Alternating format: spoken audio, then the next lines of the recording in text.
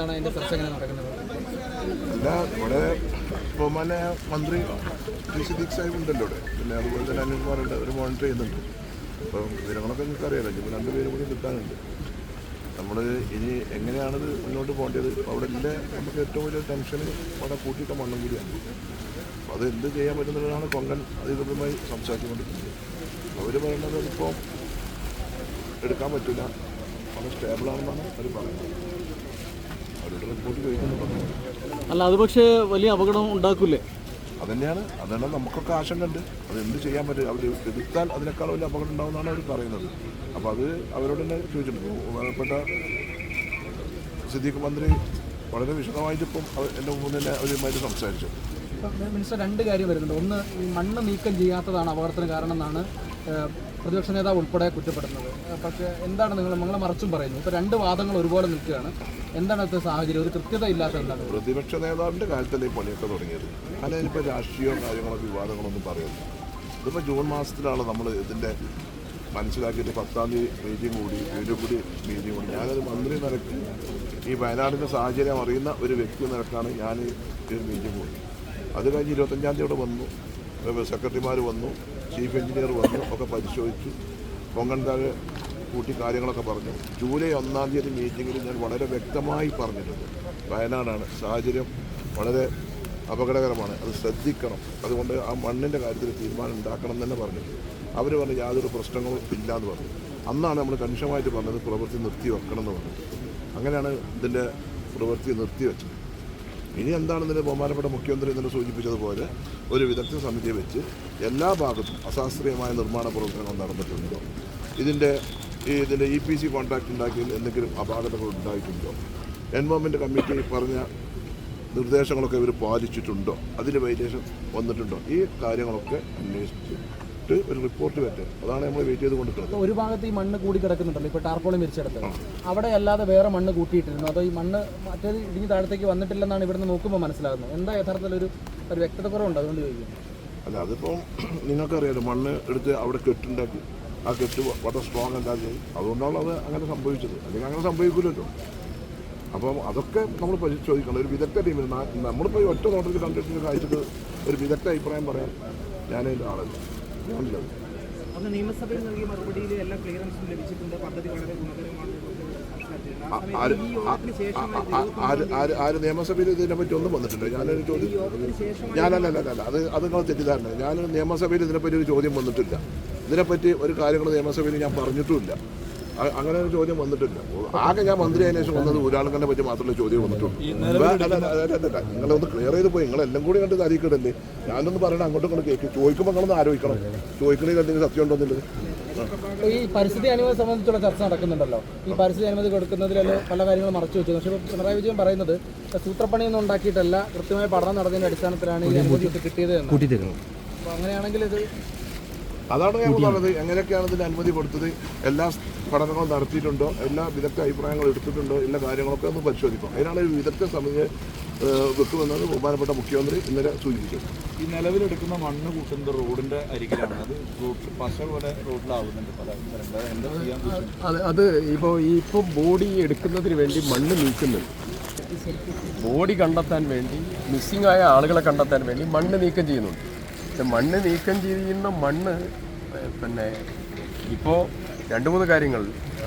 ഒന്ന്, ഈ നമ്മുടെ മീനാക്ഷി പുഴയായിട്ട് ബന്ധപ്പെട്ടതായിരിക്കുന്ന അതിൻ്റെ അവിടേക്ക് വന്നിരിക്കുന്ന മണ്ണും കല്ലും അത് നീക്കം ചെയ്യാനുണ്ട്. റോഡ് സൈഡിൽ ഇട്ടതുമായി ബന്ധപ്പെട്ടതായിരിക്കുന്ന കാര്യങ്ങൾ ക്രമീകരിക്കാനുണ്ട്. അതിനുള്ള മെക്കാനിസം എടുക്കും.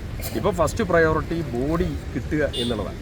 അപ്പോൾ അത് കിട്ടിക്കഴിയുന്നതോടുകൂടി ആ വർക്ക് നിന്ന് ബാക്കിയുള്ള വർക്കിലേക്ക് കോൺസെൻട്രേറ്റ് ചെയ്യും. അത് അത് ഇന്നലെ തന്നെ തീരുമാനമെടുത്ത് SP-ക്ക് നിർദ്ദേശം കൊടുത്തതാണ്.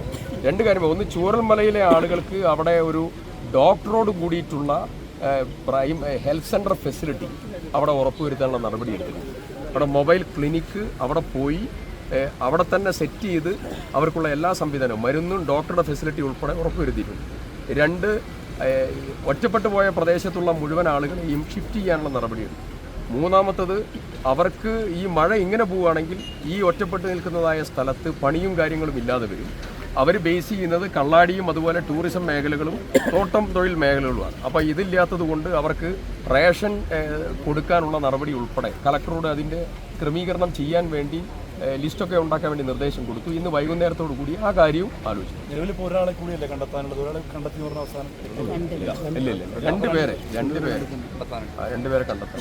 ഇപ്പോൾ ഇത്രയും ദിവസങ്ങളായാലും സംഭവം നടന്നിട്ട് എന്താണ് ഈ പ്രാഥമികമായിട്ട് എവിടെ നിന്ന് ഇടിഞ്ഞു, എന്താണ് ഇടിഞ്ഞെന്നാണ് അത് നേരത്തെ ബഹുമാന്യനായ മുഖ്യമന്ത്രിയും ഇപ്പോൾ ബഷീർ മിനിസ്റ്ററും സൂചിപ്പിച്ചു.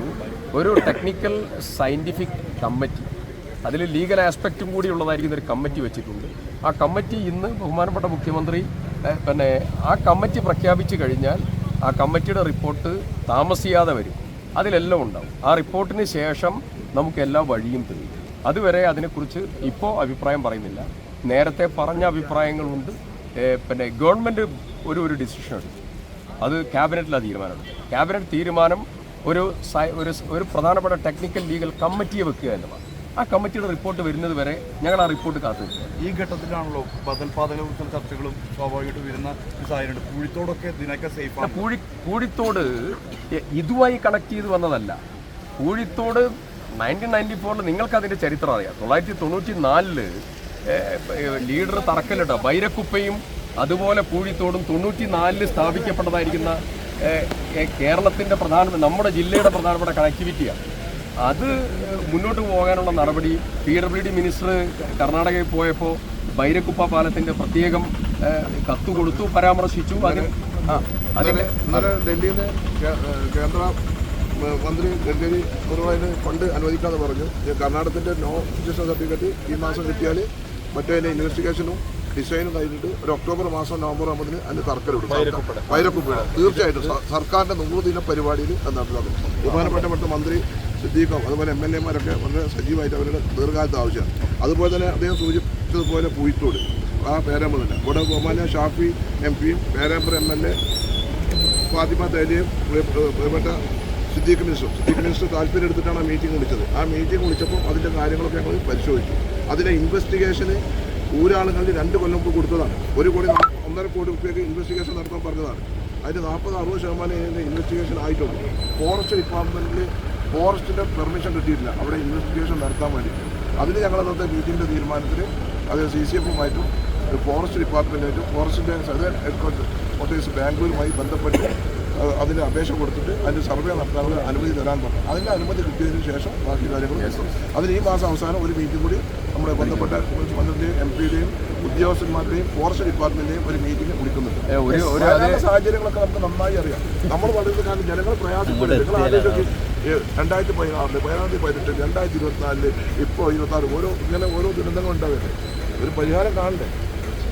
അവസാന ഏതായാലും ഈ ബഹുമാനപ്പെട്ട PWD മിനിസ്റ്ററോട് അസംബ്ലിക്കകത്ത് വെച്ചുകൊണ്ട് കത്ത് കൊടുക്കുകയും ഇത് പറഞ്ഞതിന് ശേഷവും ദ്രുതഗതിയിൽ പടിഞ്ഞാറത്തറ പൂഴിത്തോട് റോഡിൻ്റെ മീറ്റിംഗ് എല്ലാവരെയും കോർഡിനേറ്റ് ചെയ്യും.